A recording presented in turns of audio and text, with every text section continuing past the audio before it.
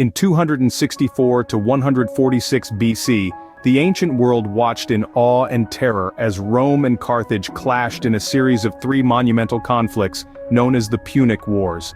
Grab a comfy seat, relax, and let's find out what all the fuss was about. The curtain rises on the First Punic War, a maritime battle for supremacy unlike any other in the ancient world. This epic clash centered around the control of Sicily. The war, which lasted for 23 years, was a testament to the tenacity and resilience of both empires. However, Rome, an underdog in naval warfare, turned the tide with the invention of the corvus, a boarding bridge that transformed sea battles into ground warfare, a domain where Rome excelled. This ingenious device allowed the Romans to capture enemy vessels instead of sinking them, tipping the balance in their favor.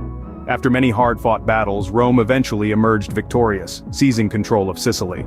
But the fires of conflict were far from extinguished. Enter the Second Punic War, featuring one of history's most legendary military figures, Hannibal Barca. Raised with a deep hatred for Rome, this Carthaginian commander, known for his audacity and military genius, took the war right to Rome's doorstep. In an unprecedented move, Hannibal led his troops, including war elephants, across the treacherous Alps to launch a surprise attack on the Italian peninsula.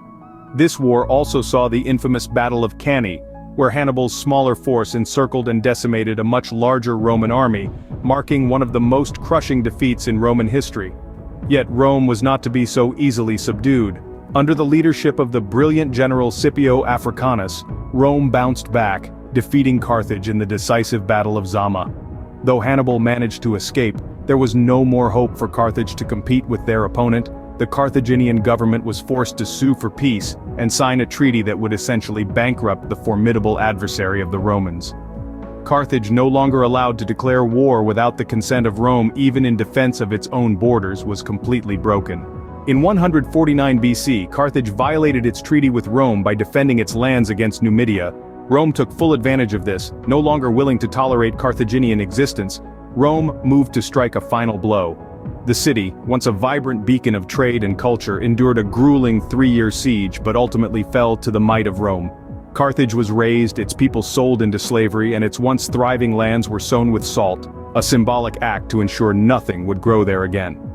This brutal end marked Rome's unchallenged ascendancy in the Mediterranean. The Punic Wars, in their entirety, fueled Rome's rise from a regional power to an expansive empire. And so, the curtain falls on the Punic Wars, a saga of power, ambition, and resilience that helped shape the ancient world as we know it.